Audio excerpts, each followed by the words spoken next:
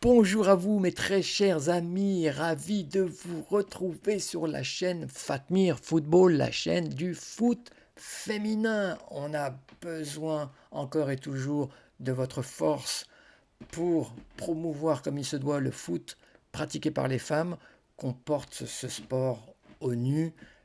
C'est bien sûr ce qu'il mérite. Et donc, continuez pour les abonnés à soutenir cette chaîne. N'hésitez pas à mettre des commentaires, n'hésitez pas à mettre des pouces en haut ou en bas, si vous le souhaitez, par rapport à mes prestations, par rapport à mes interventions, par rapport à ce que je peux dire. J'essaye de donner à boire et à manger à tout le monde. Je mets des informations, je mets aussi mes émotions dans ce que je peux dire. Alors dites-moi si vous êtes repu ou dites-moi si vous restez sur votre faim. Et pour ceux qui passent par là, qui sont curieux, qui veulent en savoir plus sur l'actualité du foot féminin, sur voilà, tout ce qui peut secouer le monde du foot féminin, eh ben, abonnez-vous. Ça sera une toute petite action, je le dis encore et toujours, mais c'est vrai, une toute petite action de votre côté, mais une grande action militante pour le foot féminin, soyez-en sûrs. Cela dit, dans cette vidéo, on va faire une prédiction. Je vais porter le costume d'oracle, j'aime bien faire ça de temps en temps. Je vous mets d'ailleurs, j'en ai fait d'autres de prédictions sur la chaîne, je vous mets ma vidéo prédiction 2025 là dans le coin. Je vous invite à bien sûr y aller. Là, je vais faire une prédiction sur une joueuse précisément, une joueuse de l'OL, une prédiction concernant Ada Egerberg. Alors, cette vidéo a été suscitée, provoquée par tout ce que j'ai pu lire ici et là sur les réseaux sociaux concernant la situation d'Ada Egerberg actuellement au sein de l'OL. Et j'ai bien évidemment perçu le mécontentement grandissant donc des différentes personnes au travers de leurs comptes pour réclamer quand même du respect vis-à-vis d'Ada par rapport à ce qu'elle a fait, par rapport au fait aussi que durant la trêve internationale, elle a été titulaire, c'est vrai, avec son équipe nationale. Elle a même été capitaine, donc c'est vous dire qu'aujourd'hui, Ada mérite certainement de jouer un plus grand rôle au sein de l'Olympique lyonnais. Et ben, ma prédiction va rassurer beaucoup de monde, va dans ce sens, puisque moi, je le dis de façon très claire, attendez-vous à ce que Ada joue un rôle très important dans la dernière partie donc, de la saison, donc que ce soit en championnat, avec les playoffs en ligne de mire, ou que ce soit en Ligue des Champions. Et je vais vous dire les raisons pour lesquelles je me positionne ainsi. Ada Egerberg vient de fêter ses 10 ans au sein du club de l'OL. 10 ans. Donc elle est arrivée, elle était à peine majeure, aujourd'hui elle a 28 ans.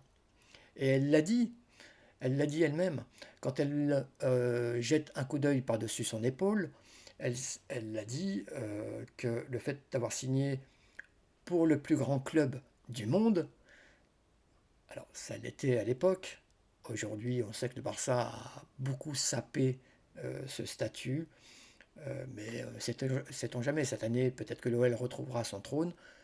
Quoi qu'il en soit, elle a dit à l'époque, donc jouer pour ce club prestigieux lui a permis de devenir une des meilleures joueuses du monde, la meilleure joueuse du monde.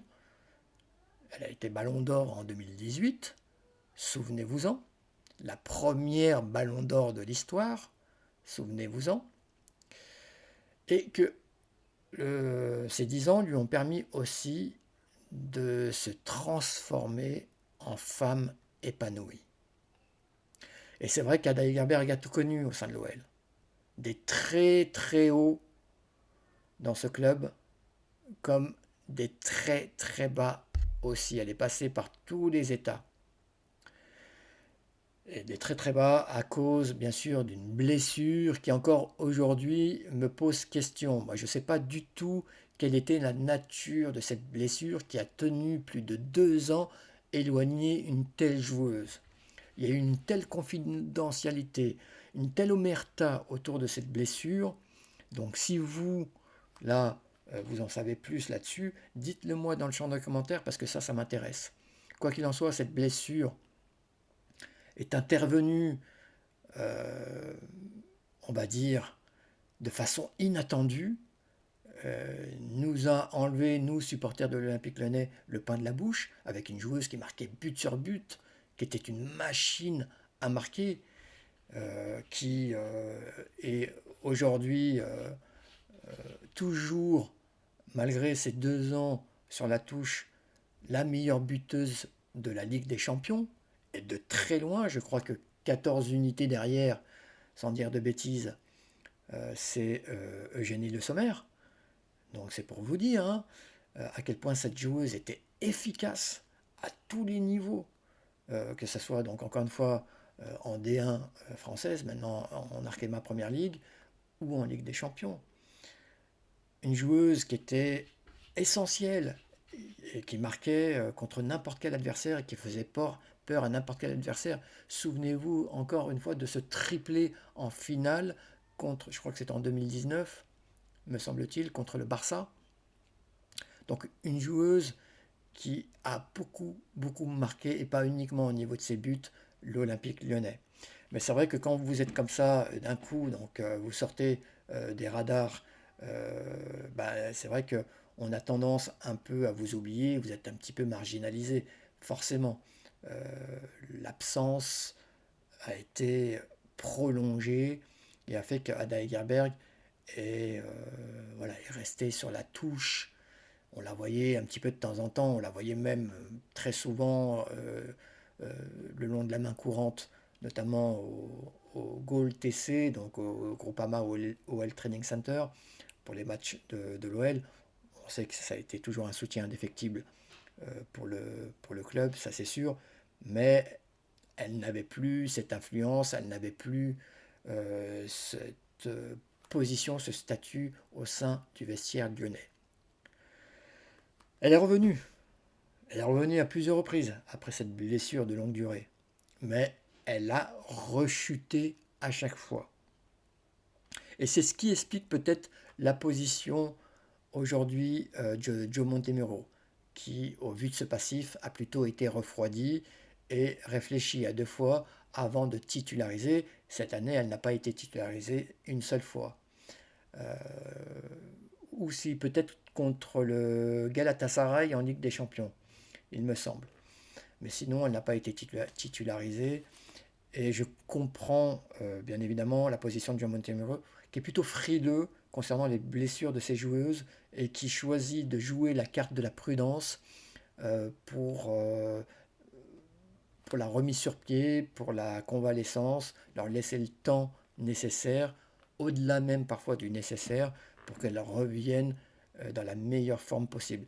Et ceci s'applique à toutes les joueuses. Ça s'est appliqué à Selma Bacha, ça s'est appliqué à Inès Benyaya. On sait qu'elle a une commotion cérébrale, elle n'a pas encore joué. Donc le protocole assigné par Joe Montemurro à ses joueuses blessées est très strict, très prudent. Et je pense que ça s'applique forcément à Ada Egerberg, encore une fois, au vu de son passif, euh, voilà, avec ses blessures qui ont traîné. Aujourd'hui, on voit qu'Ada Egerberg, donc, sur la trêve internationale, a quand même été titulaire, même si, quand vous regardez les titularisations, elle n'a pas dépassé les 70 minutes à chaque fois. Je crois que contre l'équipe de France, elle a joué 1 heure, 65 minutes, allez, 70 maximum, mais pas au-delà. Et ça a été pareil pour le deuxième match contre la Suisse.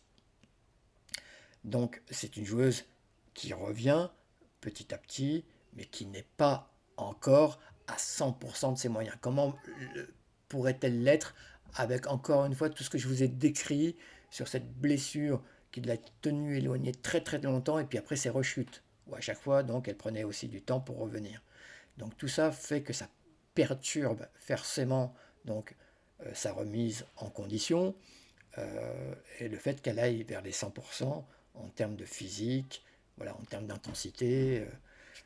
Le monde a continué à tourner hein, pendant que Ada était blessée. les joueuses se professionnalisent de plus en plus, ça va de plus en plus vite, c'est de plus en plus costaud chez les filles, et forcément, Ada a un ou deux trains de retard. Donc ça, Joe Montemurro en a bien conscience, et lui laisse tout le temps nécessaire pour qu'elle revienne. Mais croyez-le bien, quand il aura les garanties sur sa solidité physique, il la titularisera. Et moi, je pense que ça va se faire beaucoup plus rapidement que les gens ne le pensent. Aujourd'hui, ce qui court, c'est que Ada est plus proche de la sortie que d'une éventuelle prolongation au sein du club de l'OL. Moi, je pense, et je nage à contre-courant, que Ada n'a pas encore tout donné à l'Olympique Lyonnais, que son histoire est loin d'être finie.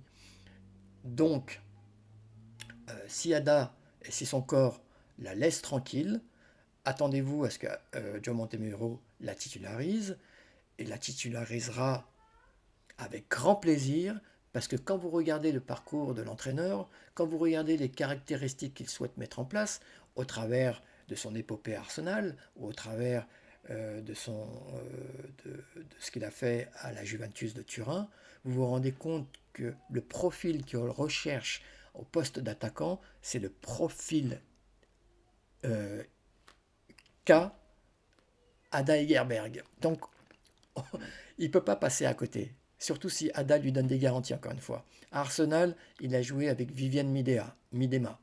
À la Juve, il a titularisé Lina Hurtig. Ces deux joueuses, donc Viviane Miedema et Lina Hurtig, sont des joueuses qui ont un profil similaire à celui d'Ada Egerberg. Il aime ce type d'attaquante plus que les attaquantes type Tabitha Chawinga ou quand il met Melchi du Mornay devant. Après, bien évidemment, il a fait en fonction des profils qu'il avait. Tabitha Chawinga a été convoquée, ou en tout cas a été recrutée avant la nomination de Joe Montemurro. Est-ce qu'il était mis au parfum au moment de son intronisation? Ça, j'en sais rien. Quoi qu'il en soit, c'est pas vraiment un profil qui correspond à sa vision du jeu, mais ça permet, quand vous avez des profils aussi différents, d'avoir plusieurs cordes à votre arc en termes tactiques. Mais s'il avait le choix, et si on avait une Nada qui offrait toutes les garanties, encore une fois, à coup sûr, il titulariserait Ada Egerberg. Donc si Ada revient en grande forme et que son corps la laisse tranquille, elle sera titulaire. Soyez-en sûrs.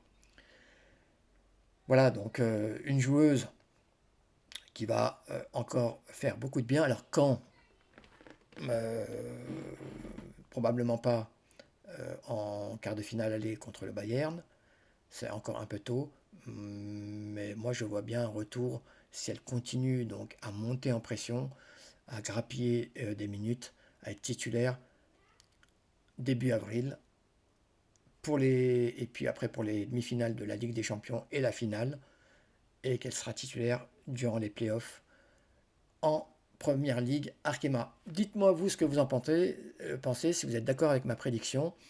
Ada Egerberg va revenir en force au sein de l'OL et qu'elle va encore beaucoup donner au club. Je vais vous remercier si vous m'avez écouté jusque-là et je vous souhaite à toutes et à tous une excellente continuation. Va va voum, les amis!